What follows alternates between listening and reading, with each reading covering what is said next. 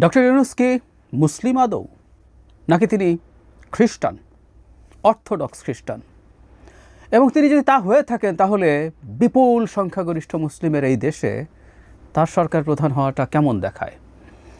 এই ধরনের একটা প্রশ্ন তুলেছেন বিএনপির খুবই সিগনিফিক্যান্ট নেতা জনাব বরকতুল্লাহ বুলু। আমরা তাকে জানি, দীর্ঘদিন থেকে বিএনপির রাজনীতি করেন, এমপি হয়েছেন কয়েকবার, মন্ত্রী হয়েছেন, ওনার অনেক পরিচয়, খুবই দুর্দান্ত সংগঠক নেতা হিসাবে খুবই পরিচিত মানুষ। কিন্তু গতকাল তিনি একটা অনুষ্ঠানে যে ভাষায় এসব প্রশ্ন তুলেছেন, এগুলো নিয়ে আমাদের সিরিয়াসলি কনসার্ন হওয়া দরকার। শেখ হাসিনা পতন পরবর্তী সময়ে আমরা আমাদের রাজনৈতিক পরিমণ্ডলটা কেমন হবে, রাজনৈতিক প্রতিযোগিতা, বাকবিতণ্ডা, ইভেন ঝগড়াঝাটিও আমরা কতটুকু পর্যন্ত নেব, ওটার পরিসীমা কতটুকু, রেড লাইনটা কোথায়, এই আলাপগুলো আমার মনে হয় করা খুবই জরুরি। সেই কারণে এই বক্তব্যটা আমার কাছে খুবই সিগনিফিক্যান্ট বলে মনে হয়। এটা নিয়ে একটু অন্তত আমাদের আলোচনা করে রাখা দরকার। যারা বুলু সেই অনুষ্ঠানে বলেছেন, আপনারা ভিডিওটা শুনে নিতে পারেন। সেখানে তিনি দাবি করছেন যে ডক্টর ইউনূসের প্রথম স্ত্রী যিনি ছিলেন মনিকা, তার মা, আমরা মনিকা ইউনূসকে চিনি, অপেরা সিঙ্গার, এবং ডক্টর ইউনূস যখন খুবই সংকটের মধ্যে পড়ছিলেন তখন মনিকার একটা বক্তৃতা একটা চ্যানেলের সাথে ইন্টারভিউ খুবই প্রচারিত হয়েছিল, খুবই স্প্রেড করেছিল, আমরা তখন চিনি। যাই হোক, মনিকার মা তিনি রাশিয়ান অর্থোডক্স খ্রিস্টান, এবং যেন বুলুর ভাষ্য মতে তাকে বিয়ে করার জন্য তিনি শর্ত দিয়েছিলেন, তাদের মধ্যে সম্পর্ক ছিল, বিয়ে করার জন্য শর্ত ছিল তাকেও সেই খ্রিস্টান ধর্মে দীক্ষা নিতে হবে। এবং ডক্টর ইউনূস 1970 সালে অর্থোডক্স খ্রিস্টান হিসাবে দীক্ষা নেন এবং তিনি তাকে বিয়ে করেন। এখন তিনি এই প্রশ্ন তুলছেন যে এরপর তিনি আবার মুসলিম হয়েছে কিনা, মানে হচ্ছে যদি না হয়ে থাকেন তাহলে তিনি এখনও খ্রিস্টান আছেন, এবং আমাদের এই রকম ব্রুট মেজরিটি যেখানে মুসলিম সেখানে তিনি দায়িত্বে থাকতে পারেন কিনা, এই ধরনের একটা প্রশ্ন। এবং খুবই অবিশ্বাস্য একটা মন্তব্য তিনি করেছেন। তিনি এই ব্যাপারে খোঁজ খবর নেওয়ার জন্য জনাব নাহিদ ইসলাম, এনসিপি প্রধান এবং জামায়াত প্রধান ডাক্তার শফিককে অনুরোধ করছেন, এবং ডাক্তার শফিককে আল্লাহর অলি বলছেন।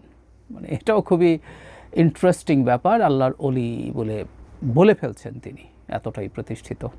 তো তাহলে তো জামাতের দলটাই করা উচিত সবার, যেখানে সভাপতি একজন আল্লাহর অলি। যাই হোক, আমি সেই দিকে আলোচনায় যাচ্ছি না, কিন্তু যে প্রশ্নটা আমরা করছি, ডক্টর ইউনূসের সাথে যৌক্তিক কারণেই বিএনপি সংঘাত তৈরি হয়েছে, এবং এটা আস্তে আস্তে কঠোর দিকে যাচ্ছে। এটার জন্য আমি ইভেন ডক্টর ইউনূসকেই বেশি ব্লেম করি, প্রধানত ব্লেম করি। এটা নিয়ে আমার যথেষ্ট আলাপ আছে, কথাবার্তা আছে। তার সরকার বিএনপির প্রতি বিমাতা সুলভ আচরণ করছে, তার সরকার একটা দলকে সমর্থন করছে, তার সরকার বিএনপির ডিসেম্বরের মধ্যে নির্বাচনের যৌক্তিক দাবিকে যুক্তি দিয়ে ফাইট করছেন। আজ পর্যন্ত আমরা জানি না কেন নির্বাচন ডিসেম্বরে করা যাবে না, এরকম অনেক কিছু। এবং তাদের এই সরকারের অনেক আচরণ দেখে এটা মনে হতেই পারে তারা তাদের সরকারটাকে as much as possible lengthy করতে চায়। এটা mid of next year, June next ইয়ারও না, আরও বেশি তারা এটাকে নিয়ে যেতে চায়। এগুলো মানার যথেষ্ট কারণ আছে। এবং সাম্প্রতিক বেশ কিছু আচরণে তিনি, বিশেষ করে টোকিওতে গিয়ে তিনি যেভাবে বিএনপিকে ব্লেম করেছেন, এগুলো খুবই দৃষ্টিকটু হয়েছে, এবং এমন তথ্য দিয়ে ব্লেম করেছেন যেটা সঠিক তথ্য নয়, এটা ডিসইনফরমেশন। সব ঠিক আছে, সো বিএনপির সাথে তার এক ধরনের টাফ সম্পর্ক তৈরি হয়েছে, তার সাথে বিএনপি টাফভাবে কথা বলতেও পারে, সবই ঠিক আছে, এমনকি তার উপরে চাপ প্রয়োগ করার চেষ্টা করতে পারে। কিন্তু এমন সব কথা এখানে আনা হচ্ছে, এমন সব কথা দিয়ে আক্রমণ করা হচ্ছে, আমি মনে করি বাংলাদেশে ভবিষ্যতে এই ধরনের কথার কোনো স্পেস থাকা উচিত না, কোনো স্পেস থাকা উচিত না। বাংলাদেশের মতো একটা ব্রুট মেজরিটি যেখানে মুসলিম, সেখানে যদি তাত্ত্বিকভাবে বলছি ধর্মীয় বা এথনিক সংখ্যালঘু কোনো মানুষ কোনো দিন সরকার প্রধান হয়, ওটা এই দেশের গণতন্ত্রের শক্তিকে ইন্ডিকেট করবে, আমি মনে করি। এটা আরও পজিটিভ বলে আমি সেদিন মনে করব। সুতরাং এর মধ্যে সমস্যার কিছু নাই।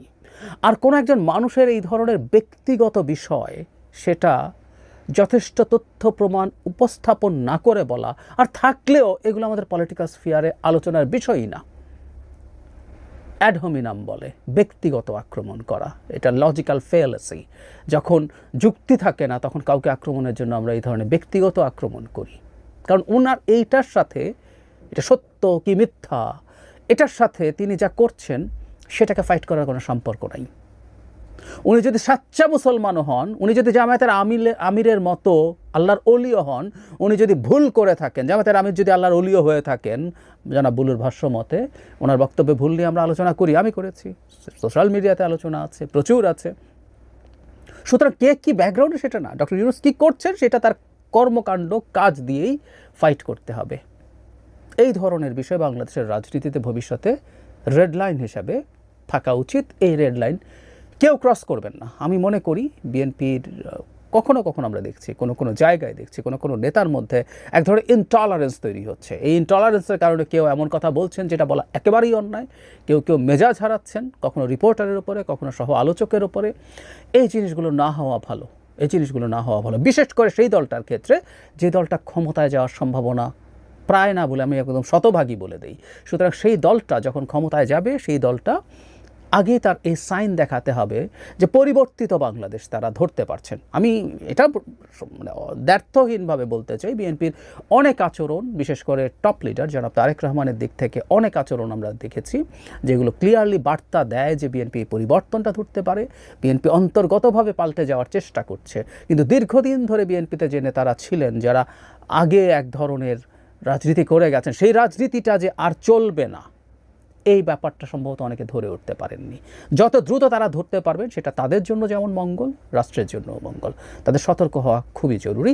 দলের দিক থেকেও তাদেরকে সতর্ক করে দেওয়া দরকার বলে আমি বিশ্বাস করি।